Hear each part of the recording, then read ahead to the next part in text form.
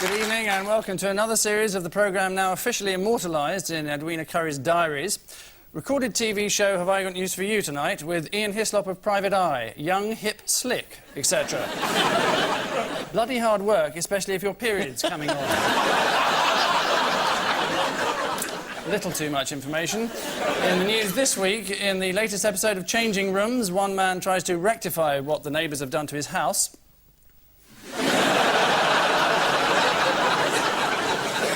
At his new open prison in Suffolk, police revealed the new arrangements under which Jeffrey Archer will be allowed out on day release.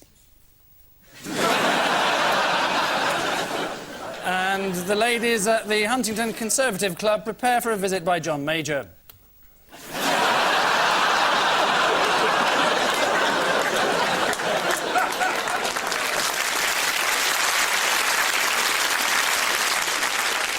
On Paul Merton's team is the former editor of the Today programme on Radio 4, who recently criticised political programmes for giving in to chat and headlines and drivel. Well, it's kept us in work for the last 12 years. Rod Liddle.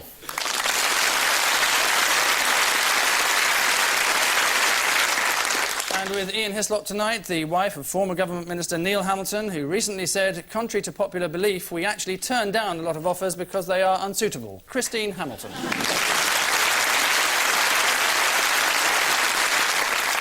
Who will be appearing with her husband in Jack and the Beanstalk at the Yvonne Arnaud Theatre in Guildford. Round one features 4 controversial news stories for the sake of argument. Ian and Christine. It's that man again. That's Saddam Hussein. They're voting, are they? That's his parents, voting 12 million times. In blood. There's Tony. I don't think he voted for Saddam. That's a dossier. They're just flipping through it quickly in case you want to read it. That's Saddam losing the election but winning the count, isn't it? Now, it does help that the ballot paper in Iraq says, would you like A, to vote for Saddam Hussein, B, to die horribly? His is the only name on the paper, so 100% of the vote's not... It's not that unlikely, is it? No. Apparently the streets were empty, and the voting booths were empty as well, so either everyone's dead... Well, a Daily Telegraph reporter did manage to find a polling booth where a 6-year-old child was casting his vote. And they actually asked the Daily Telegraph reporter if he wanted to vote as well. So when can we look forward to World War III? It's been postponed tonight. President Bush has found out that North Korea is in Iraq. How many of our country are in favour of it? Not last, 40%, is it? Oh, no, not 40%. I think 30. It's not a guessing game. Well, as you know, Ian, I don't read the newspapers. Oh, right. That may be a bit of a drawback, you might find. Well, it was a drawback last time, 5.5 years ago, so I have read the Is odd it that papers long since you're on? Darling, I have been waiting for you to invite me back. 5.5 years I've had to wait. Really? Not long enough. No.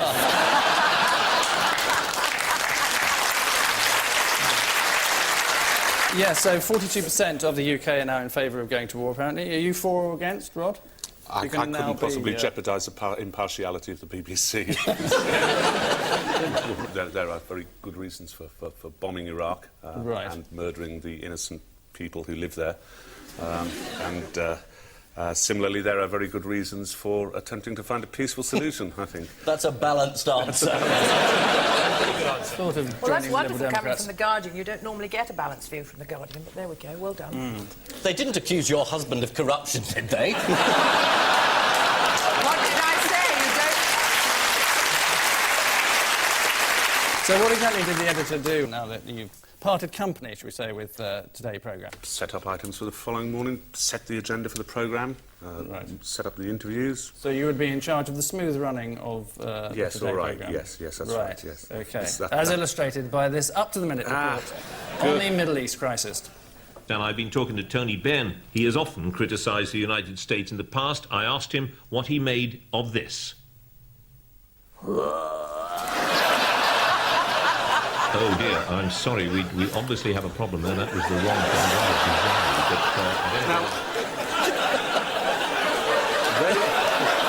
thing. They were actually Mongolian people singing through their throats. That explains it all, yes. By some mischance, we pressed the wrong button. Tony Benn afterwards said it was a conspiracy. and actually wrote to the BBC saying that he believed that it was a deliberate attempt to make him look stupid. This is Saddam Hussein's landslide election victory in which he won 100% of the votes. At a press conference, Tony Blair reiterated his support for America's war against terrorists, saying they will strike anywhere, they don't care how many they kill. To which George Bush replied, damn right we don't. Paul and Rod, it's this man again. Oh, yes, this is the wonderful Jeffrey Archer. There he is. Somebody's hissing. You can't help but laugh, can you? He's guilty. Read my lips. He's guilty. That's what she said. He went to prison and he found that it meant being locked in. And bars. And bars. And it's full of convicts. Transfer him to the open-air prison this week. Next week, put him back to Lincoln. So he's been an administrative error. Right. I think Paul should be the governor. Yeah, I'll be the governor. I'll be the governor. Where do I apply to be the governor? The last governor, Jeffrey Archer, was caught breaking his leave arrangement. The governor said, well, he promised me that he wouldn't break his arrangement. You think he was in for perjury?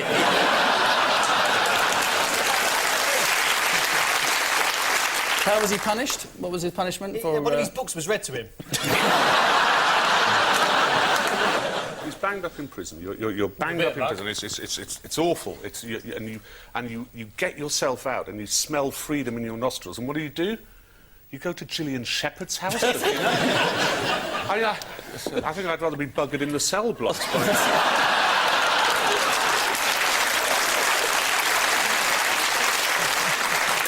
Christine, have you ever been to Gillian Shepherd's party? No, I've never been to Gillian Shepherd's. Just for the record, we've never been to Jeffrey Archer's shepherd's pie and champagne parties either, because he's not one of my favourite people, never has been. Why didn't you like him? Because I met him about a week after he'd been elected the youngest Member of Parliament, and I thought, what a bumptious, obnoxious, self-important, over-opinionated prig.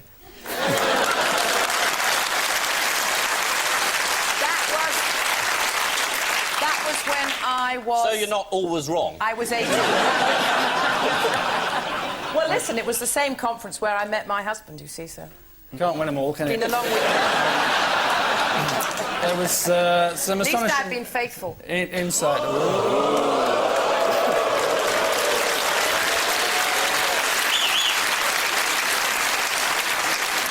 You've unleashed the nuclear deterrent earlier. There were some astonishing insights into Lord Archer's spheres of reference in the diary. Day 14, breakfast. A packet of cereal called Variety. 8 different cereals in little boxes. I start off with something called Cocoa. This is then prisoner FF8282, or Lord Archer of Weston-super-Mare, who's currently residing at Her Majesty's pleasure, although surely not just hers. According to one of the security chiefs with whom Jeffrey Archer recently lunched, Archer is anti-drugs and was telling us of prisoners who are dealers and how drugs are getting in. So, E-Wing, if you're watching, his lordship's a grass. Ian and Christine, your second test. Oh, this is people having to take A-levels, just getting their results. We don't know. There's Estelle Morris. Schools and hospitals first. Now downgraded to a 3rd. It's the first time she's come to prominence. Nobody knew who she was until it all got messed up. No, I think most people thought she was a perfume. The whiff of failure.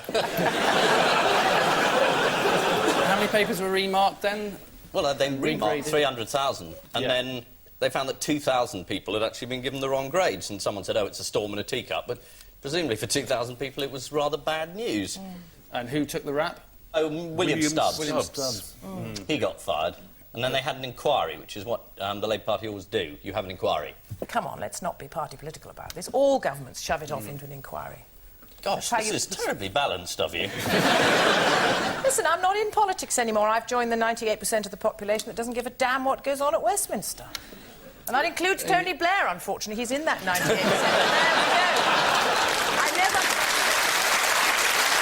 There we go. I left the artificial world of politics now for the real world of media and television. It's much more fun being here. The real world of television, being stuck on a desert island with Yuri Geller. The real world of television.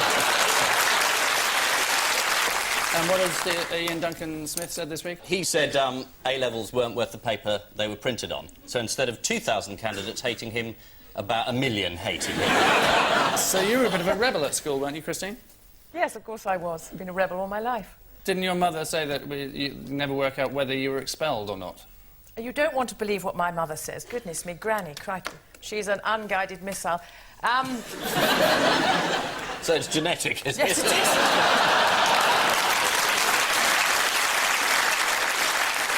This is the A-level grading fiasco, which has seen a number of exam results regraded. Bookmakers are now taking odds on which ministerial posts are likely to become vacant in the near future, the favourites being education, education, education. And finally in this round, Paul and Rod, the aforementioned... Oh, yes, there's John Major sneaking behind Edwina. It's the book. Yep, there's the book that's not selling.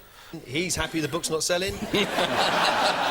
That's Claire Latimer, I guess, and here's the wife. No, don't laugh.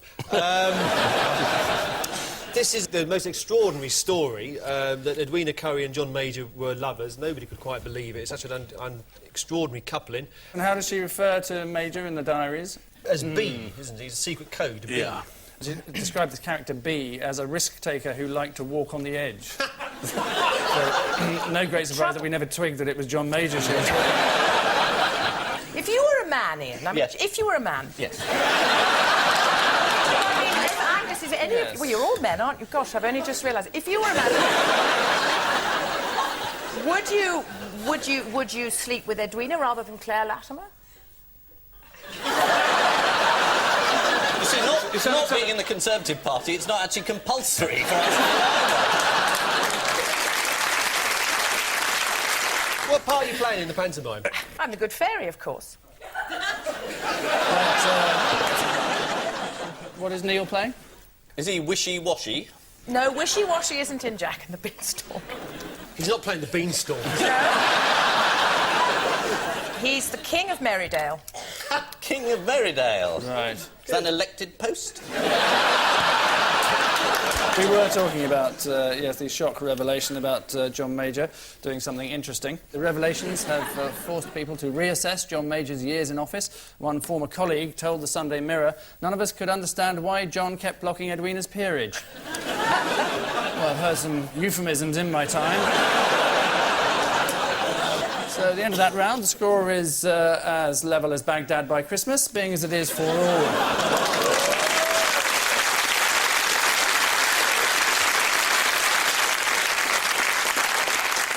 Round two reacquaints us with the literary delights of tabloid headlines, as illustrated by the frighteningly impressive "It Could Be Choose." Ian and Christine. Well, I think this is the lottery, because their slogan is "It could be you." It has been me. I won the lottery recently. Really? Not the big million one, but oh yeah, I won a tidy sum. How much? Fortunately, I bought the ticket, because as I'm married to a bankrupt, if he'd bought the ticket and won, the money would have ended up with the Egyptian grocer, but I bought the ticket. Oh, well, that's all right, then. No, it was a very tidy sum. Done sight more than you get paid to be on this programme. Well, they pay what people are worth.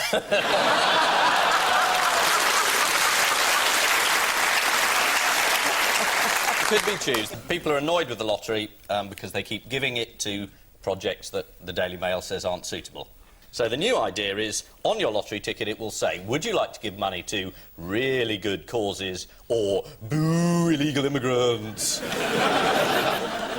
dying kiddies or horrid people? What did they actually suggest that their readers do? Well, just stop buying the tickets.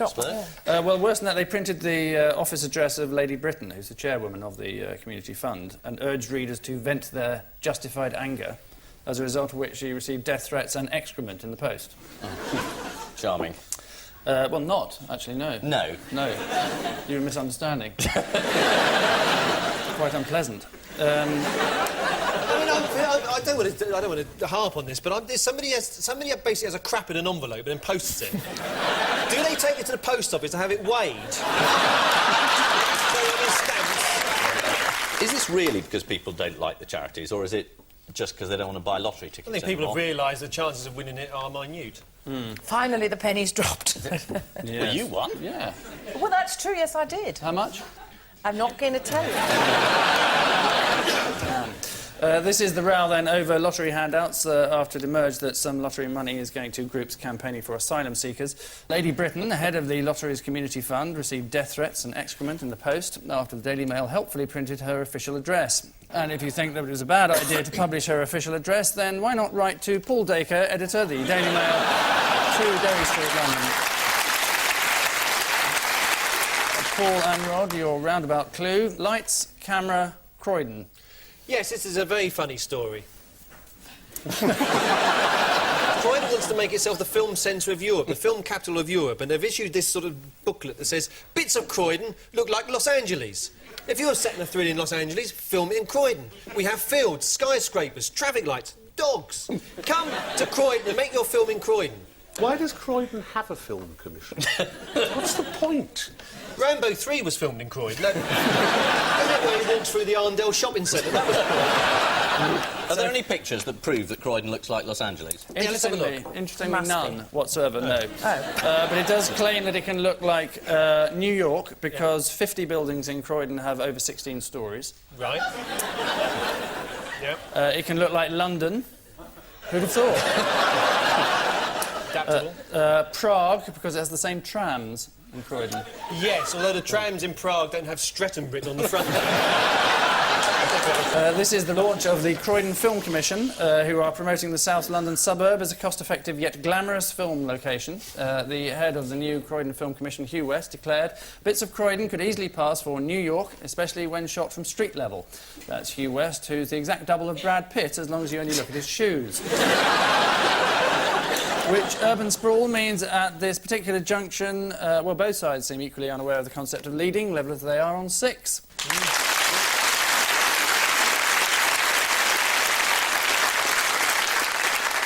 Round 3, then, affords us the pleasure of 4 disparate images, of which one is manifestly odd. Which and why is the elusive question. Paul and Rod, your solid crew are Camilla Parker Bowles, Claire Balding, Ben Fogle and disgraced former Tory MP Neil Hamilton.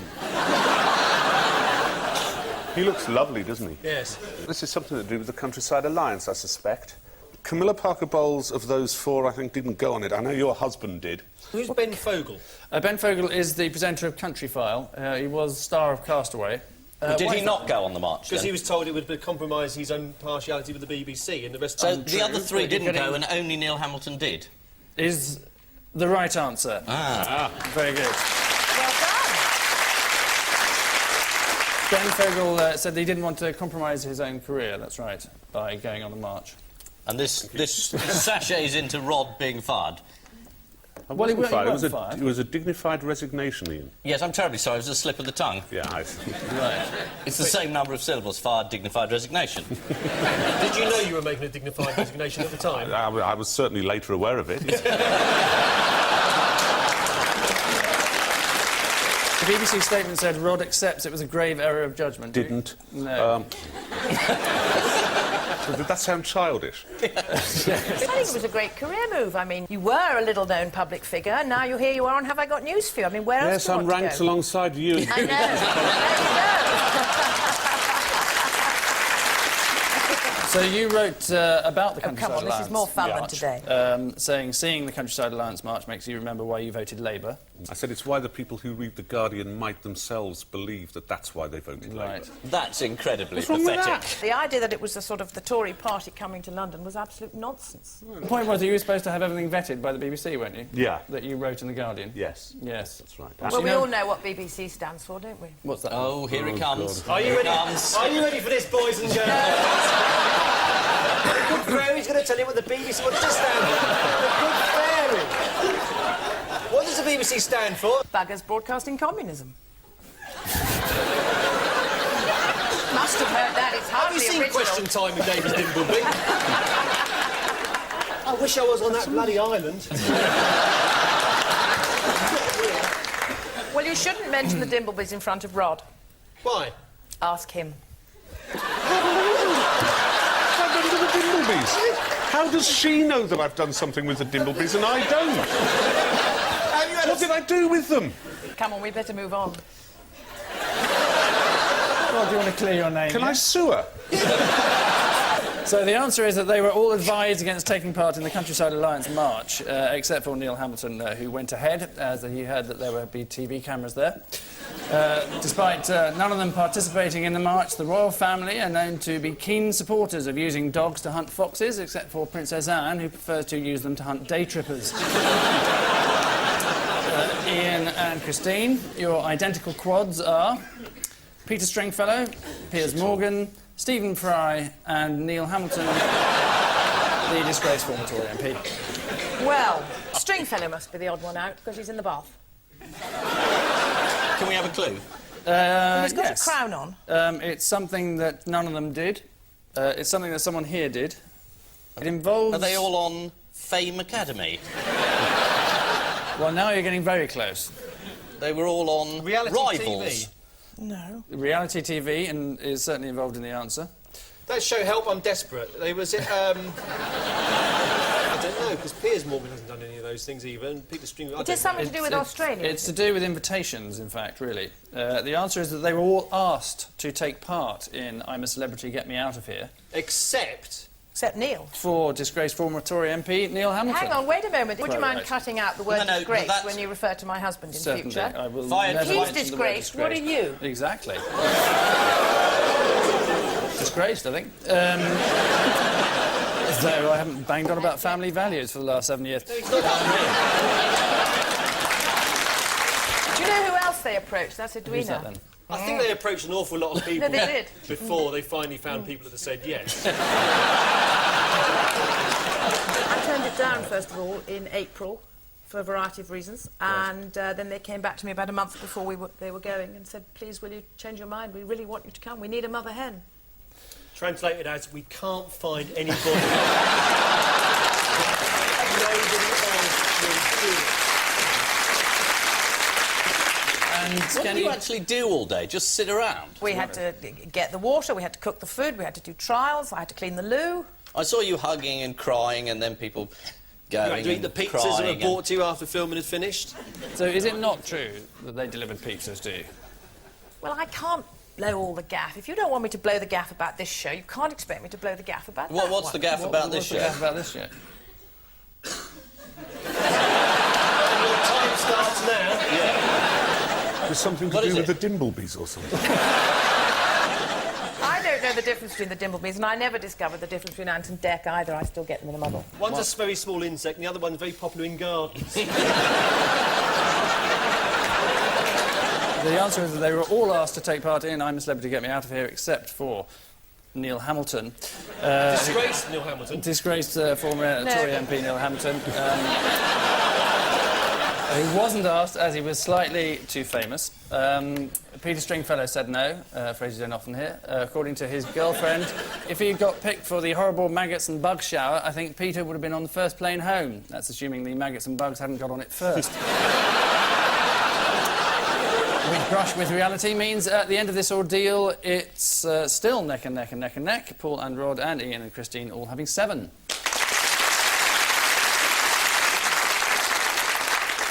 And so for the audible silence that greets our final missing words round, a swathe of headlines wrenched from their articles, including some more or fewer from this week's guest publication, The Unsurpassed Feathered World. And so, eyes down, look in on what a growing threat. 12-foot pigeon. 12-foot pigeon is a growing threat. It's been barging its way into off licences, demanding bottles of beer. Oh, a bottle of beer. Well, what size is that pigeon? Here's the money. They go, coo. 12-foot pigeon.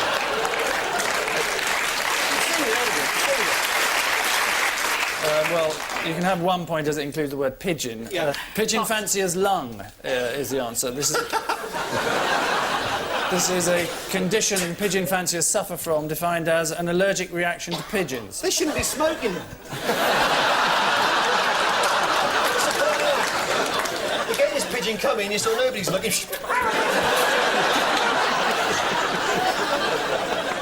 You can't muck around with nature. It's dangerous. Next, what? Found in artist's drawer. Oh, that was dead tramp. This tramp had been sort of stuffed and formaldehyde, and they just found it. The artist died, and they opened up, and there was this tramp in there. Been is preserved. the right answer. Embalmed tramp. Embalmed tramp. Story of the He obviously reads the papers. Next, what found living in council flat? Tenant.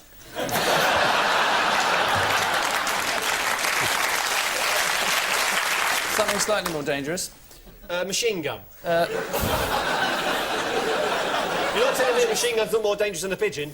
But probably Anthrax. not as dangerous as a crocodile, which is the answer. Which was How did found... he jump the list? Yeah. Bloody crocodiles coming over here, get all the council flats. Next, pigeon reminded me of what? Ian Duncan Smith. Yes. Of the fact I'd left the oven on. Yeah. Think royals. Camilla Parker Bowles. Duke of Edinburgh. Think deceased royals. Duke of Queen Edinburgh. Mother. Queen Mother. The Queen Mother is the Queen right Mother. answer, eventually. Yes, this is the letters page of Feathered World. What do you think it's called? Pigeon Post. Pigeon Post. Pigeon Post. And finally, Lord Burt admits I what? I am a Dalek. Coached Greg Dyke. He did, Yeah. yes. Slightly embarrassing for Greg Dyke, though, isn't it? Being coached by Bert. I like a top skier saying I was coached by Eddie the Eagle. Which random heckling means at the end of tonight's vulgar pantomime, this week's Ugly Sisters are Paul and Rod with 11. This week's Prince Charmings are Ian and Christine with 12.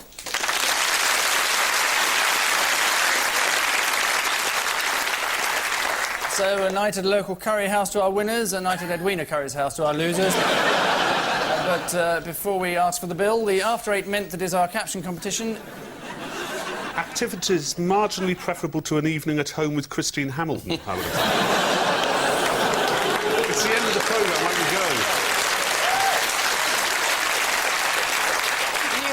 go. You've never had and are never likely to have an evening at home with Christine Hamilton.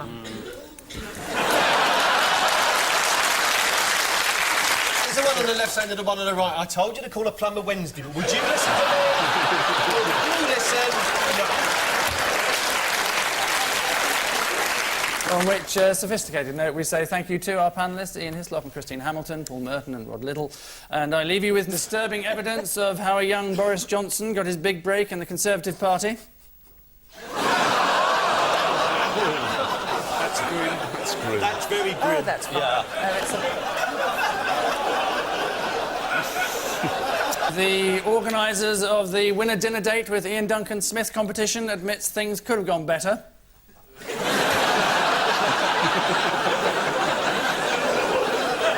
And following a unanimous decision at Crufts, Brandy the boxer wins the trophy for the world's cleanest bollocks.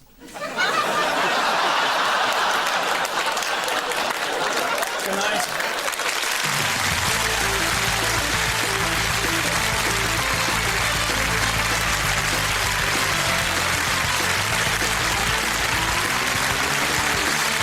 Will Ian Hislop be the king of witticisms, or will Paul Merton's quick humour make him the number one?